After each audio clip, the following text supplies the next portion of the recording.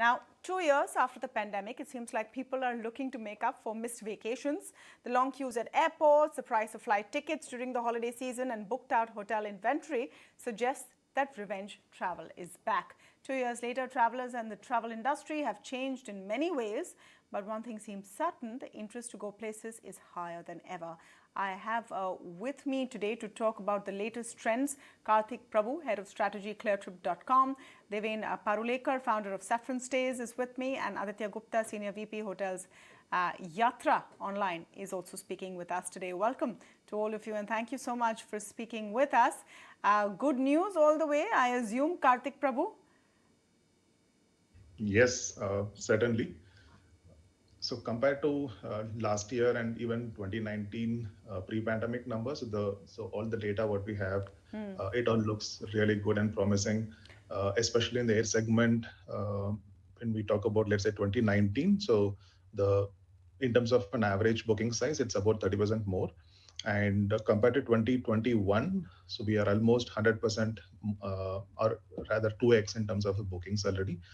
Specifically in this holiday season, for the next 15 days, the average increase in airfare what we are seeing is about 5% in domestic and about 6% in international. This is with respect to just last month, right? So that is how the prices have been. And irrespective of all of this factor, the load factors have been unprecedented, about 90 to 95%. So there are some carriers that we're seeing that historically they have not hit that load factor at a 95%. And also in terms of domestic people traveling, so just yesterday I read a post that we have almost touched the pre-pandemic number in the domestic travel. And with respect to international, we are close to 88 to 90% as of now.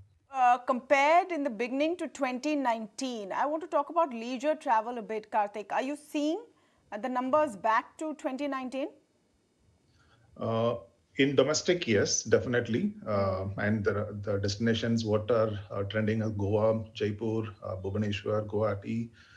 So these are traditionally been there in the top five. Whereas with respect to international leisure, there is a new addition to the list that it has made now, which is Ho Chi Minh City. Cambodia is there in the top 10 for us. The top couple of 1, 2, 3 cities are like Dubai, London, Singapore, Istanbul. So these are in the international leisure segments for us. Let me get a take from you, Mr. Parulekar. For the period of the pandemic, your homestays had become the next big thing. I think they saw a boom like never before. Has that dipped now that people don't necessarily only want to go to destinations where they can drive to from their cities? They want to travel further away. They want to live in the hotels, resorts, etc. Have you seen any change? Yes and no. So at the outset, I must say that, compared to last year's December, despite having a 40% increase in our inventory supply, that is, our demand, if I look at the revenue numbers, we are close to 50 to 55% more. So there is definitely an improvement in the rates, and there's also an improvement in the occupancy. So I don't think there is a problem there, insofar as rates and occupancy is concerned. The good news for my sector is that a lot of high quality supply came in, during pandemic. A lot of the homes, the vacation homes, the villas that were constructed by the HNIs, because they realized the importance for those, all of those gorgeous homes, those stunning homes have started coming into the market, and which actually has deepened the market for me. So truth be told, I think I'm, as an industry, the homestays or the vacation rentals industry is here to stay. We figured that the demand is sticky. So if I give you numbers, right, versus my 2019 December number, we hope to close it 3 times in terms of our top line. Wow. So clearly, it's not only rebound, but actually the demand has been fairly sticky for us in terms of how the demand is shaped out. So no complaints. There are a few trends, however, and I must tell you that this year particularly, we are seeing people consciously stay away from the ultra buzzed places, right? Buzzing places, because I think people who come to us are looking for privacy and the noise value of New Year's and the Christmas. They just want to escape all of that. That has persisted. No change whatsoever. So But when yes, no, yeah, that's interesting. One second, let me do a quick follow up. So when yeah. Karthik says Goa, etc., continues to be a top destination, are you seeing something different there? That Yeah, everyone doesn't so want to be in the hot yeah, spots? so if I look at, say, for example, Shimla, for us, Shimla has not grown, but Vashisht has grown, Raisin has grown, Nagar has grown, and Mashobra has grown. So or Manali, if I when I compared it to Manali, sorry, I got that wrong. But what I was trying to say is that the mainstream go-to destinations are not necessarily what are doing well for us. What are doing well for us are the offbeat destinations because homestays as a segment it behaves very differently. From traditional travel, it caters to people who are actually looking to get away from the madness of or the hustle or the bustle of the town. Let me get in Aditya Gupta here, Senior VP Hotels Yatra Online. So we are hearing and seeing a lot about flights being full and airports being choked, etc. But these flights could be full for a variety of factors. There could be return to business travel, people traveling to see family, etc. Is there a corresponding trend when it comes to room occupancies? Yes. So largely, what we are looking at is a jump in overall turnover of bookings for hotels as well as flights. And what has resulted is largely, as you rightly said, corporate travel is and largely every travel segment is on a boom right now. VFR is on a very high numbers. Even religious travel and wedding travel, right? So yes, airports are full, of course, with all of this travel. And hotels also have seen a significant jump both in terms of occupancy as well as in terms of pricing. At our end, what we have seen is at least a 15 to 30% jump in terms of pricing for the coming season, the long weekend and the Christmas New Year period. And largely, yes, that's and overall occupancy levels for the hotels also stay at a very fairly high level of 70 to 80% currently. Let's come to this pricing jump that you're talking about, and everyone said that they have seen some pricing jump. Could you break this down further, Aditya? What is the premium, the season premium that is being charged on hotels and airfares, and are you seeing any impact on demand because of it? So currently, as I mentioned, around 15 to 30% jump in the leisure segment is what we have seen. There are some dates for events, right? Largely in cities like Delhi, Mumbai, Bangalore, where we have seen pricing go up almost around 35 to 40% as well. But these are largely business and event focused days. But at an average level, 15 to 30% prices is what we are seeing. Mr. Parulekar, are you seeing that same kind of a jump in, stays and the kind of prices? If I look at the top end of the market, there has been a 10 to 15% increase in pricing. But if I look at the bottom end of the market, it's pretty much remained stable for us. No change whatsoever there. So the demand is Even on inelastic these on the top. prime dates, the Christmas weekend, the New Year weekend, the prices are the same. No, not the same as the other days. I'm saying same as last year. Okay, so Christmas compared to Christmas of last year, okay. for the top end of the segment, there has been definitely an increase, year on year. And you're seeing no impact on demand because of premium rates at all.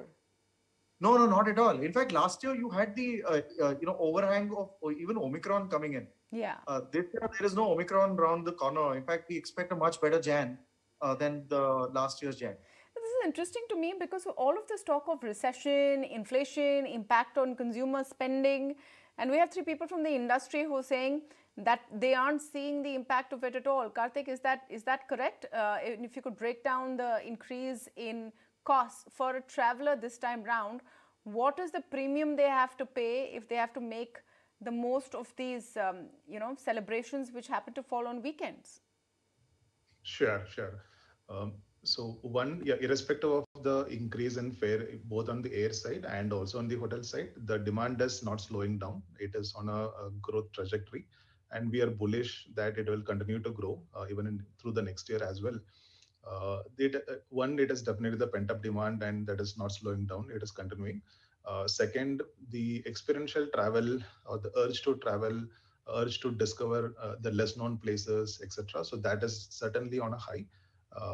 Like Deven said, for example, for us also, historically, we have never seen in December season demand for a hill station, but we are seeing it now.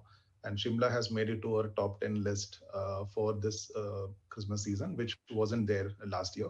And in terms of bookings, also we are 50% more than 2021 in terms of bookings, and the average booking size has also gone up by at least 20%. And in some places, we are even seeing a 25 to 30% increase. But consumer demand is, more than ever.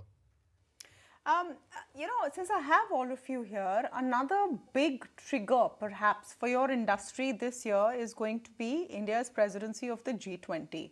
There are events in at least 60 cities. It's going to be all through the year. And I don't know if it's going to affect Saffron Stays too much, but Karthik, Prabhu, are you seeing any kind of a build up to this, and do you expect this to push demand through the year as well, apart from, of course, the season period? Yes, certainly 2023 is going to be even better for the travel industry. As I said, the number of new properties that are there in the pipeline, especially alternate accommodations, we are seeing a growth. So this particular category has seen the highest growth within the hospitality segment in India. We are also ClearTrip site signing up more alternate accommodation properties. And even on the business destinations, we are seeing a strong uptake. So the numbers are pretty much, so on the hotel side, it hasn't hit the pre-pandemic levels, but we are roughly about 80 to 90% of it. But on the air side, we have touched the pre-pandemic level for domestic. Aditya Gupta, do you want to come in on that? On the kind of impact you see from I G20? agree totally with you. G20 presidency is definitely going to impact significantly and positively for our Indian, overall travel industry. Even the initial signs of, some of these conversations that have happened in, cities like Udaipur, where recently a G20 summit was happening, we have seen some kind of interest level already growing. And yes, international tourists coming in is great news. India becomes the platform where we are able to showcase the overall travel potential, the culture, heritage, etc. So yes, I think it's going to lead to a very significant jump in overall travel business within India. All right. It sounds like the good times are rolling for those who have the time, the money, and the ability to travel. More and more Indians are traveling, and that's great because this is one industry which gives rise to a lot of employment and does add on to the economy. So that's great news. Thank you to all of you for joining us on that today. Let me move